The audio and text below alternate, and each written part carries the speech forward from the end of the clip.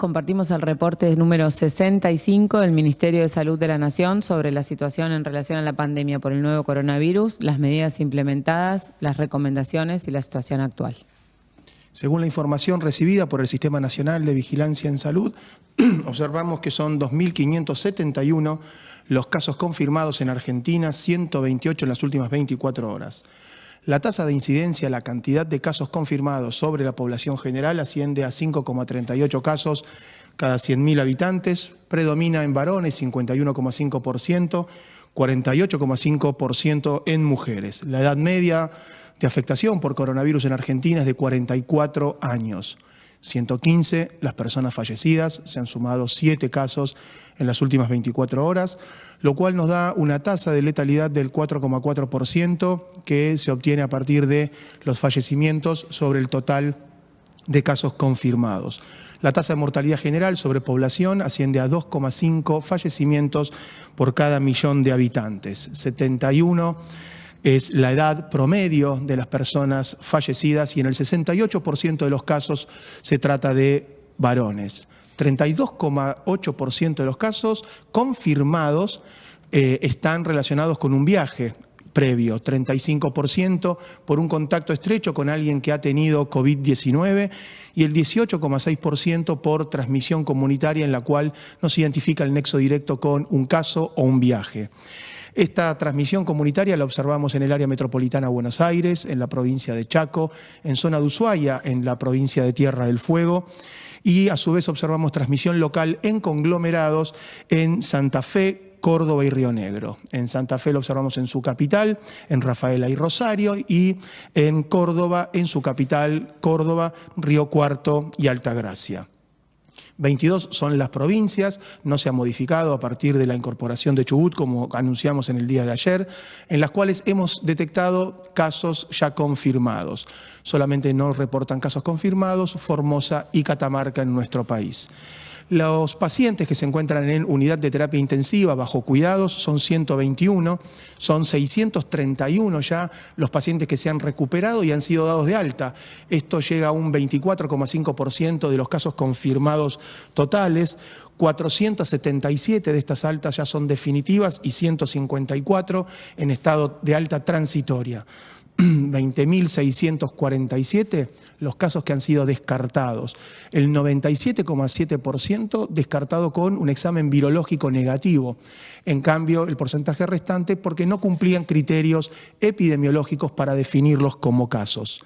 En Argentina, a la fecha de hoy, se han realizado 26.457 test diagnósticos, de los cuales 2.083 se realizaron en la fecha de ayer. De esta cantidad de test totales de la fecha de ayer, el 9% se ha realizado en el Instituto Malbrán, el resto en la red de 140 laboratorios que forman parte de nuestra red descentralizada público-privada a nivel nacional. La relación de test por cada millón de habitantes asciende a 583 y el porcentaje de positividad de 11,07% y descendiendo. Esta situación a nivel nacional se da en un contexto internacional, según la Organización Mundial de la Salud, en la cual más de 1.914.000 personas han sido afectadas por coronavirus, 123.000 los fallecidos a nivel mundial, 673.000 los casos afectados en el continente americano, y 27.336 los casos que han fallecido en América. Seguimos analizando la información, seguimos con los casos confirmados, con un promedio de 44 años en las personas más jóvenes, seguimos con el impacto negativo en relación a los fallecimientos en las personas mayores de 60 años, con una edad media de 71 años, con el porcentaje estable entre las personas que tienen antecedentes de viaje y los contactos estrechos, bajando siempre un poquito los que tienen antecedentes de viaje. El número de personas en terapia intensiva sin grandes cambios, 121, y aumentando el número de personas recuperadas, 25% del total, ese 631 personas que han superado el coronavirus, y aumentando el número de testeos por millón, ya 583 por millón de habitantes, con una positividad que, como decía el doctor Costa, va bajando. Como novedad, esta semana empezó también la distribución, la cuarta etapa de la distribución de la vacuna antigripal. Se ha, como también informó el ministro de Salud, se ha adelantado casi 2 semanas la recepción y se ha acelerado muchísimo la distribución. A mediados de abril tener distribuida ya más del 60% del total de las dosis y más del 85% de las pediátricas. Esta semana se cubre el 100% de la provisión de PAMI y el trabajo que están realizando las jurisdicciones en relación a la vacunación para quienes tienen indicación en forma escalonada y cumpliendo las recomendaciones de distanciamiento físico y de prevención en el contexto de pandemia es un esfuerzo inmenso que están haciendo las provincias y se traduce en un número muy importante de personas vacunadas contra la gripe. Estamos en los últimos días compartiendo las mismas noticias, compartiendo indicadores que están estables.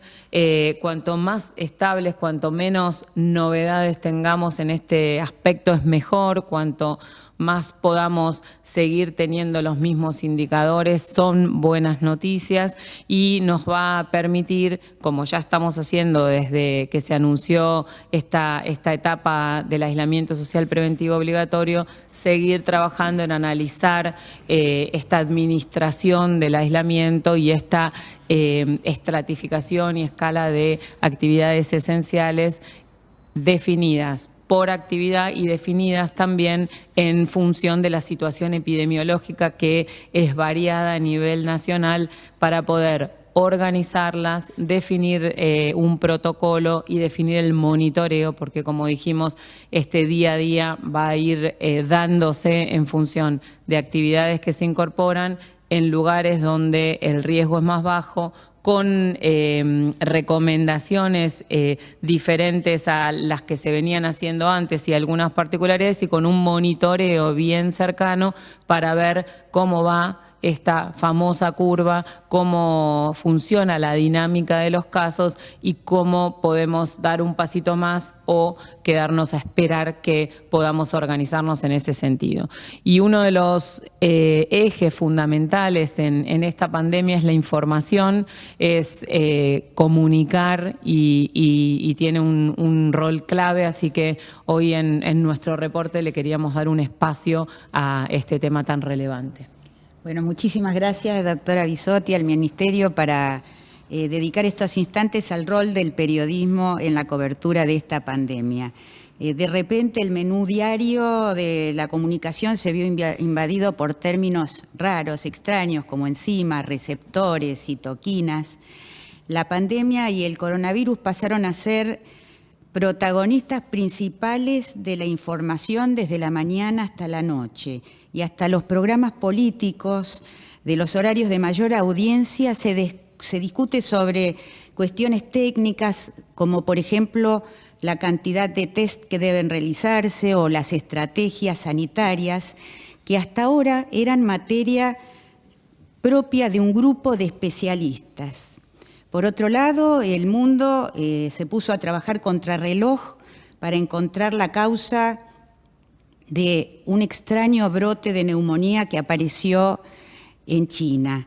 Pero en la premura, en la avidez por encontrar una forma de detener la progresión de la epidemia, las investigaciones y las publicaciones se multiplicaron a un ritmo vertiginoso, muchas veces pasando por alto normas establecidas y muy estrictas en la comunidad científica, como la revisión por pares o la experimentación en animales. Así, casi sin filtro, la cantidad de información que nos llega puede ser abrumadora y en lugar de iluminarnos puede confundirnos o ser tóxica.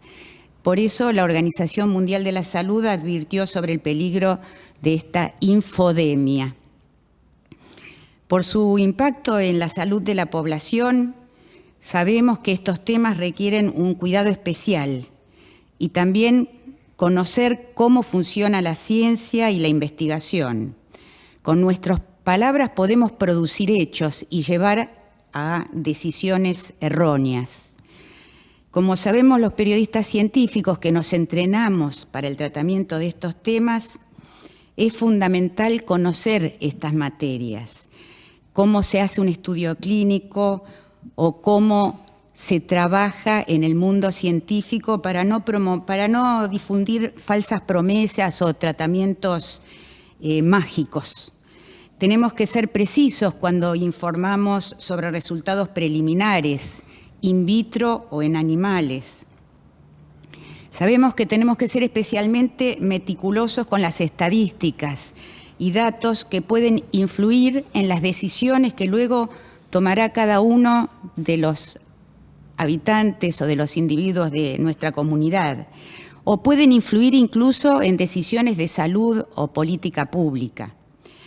Hay que ser también muy cuidadosos en la elección de las palabras y evitar términos como cura milagrosa, que pueden ofrecer expectativas absolutamente exageradas. No tenemos que aterrorizar, pero tampoco ser displicentes acerca de riesgos latentes, por ejemplo, los que se presentan con la administración de drogas no probadas. Asegurarnos de comunicar la mejor evidencia disponible. Preguntar a múltiples fuentes y en especial a expertos independientes acerca de la calidad de esa evidencia. La ciencia avanza sobre la base de consensos y hechos probados, y no sobre opiniones individuales. No siempre corresponde presentar dos campanas sobre un mismo tema. También tenemos que tener cuidado de no estigmatizar, de respetar la intimidad de las personas. En situaciones como esta, absolutamente extraordinaria, es imperioso reconocer que hay incertidumbre. Tenemos que saber comunicar lo que se sabe, pero también lo que no se sabe. Hay muchas cosas que todavía no se saben. Y siempre tener en mente que el objetivo principal cuando se elige una noticia es el bien público. La pandemia, sin lugar a dudas, trasciende la salud, nos interpela y nos desafía a todos, a todas. Seguramente nada va a ser diferente después de esta pandemia. Y como decía Nora, realmente no muchas veces la ciencia, los médicos, las médicas, los expertos y las expertas hemos dicho tantas veces no se sabe.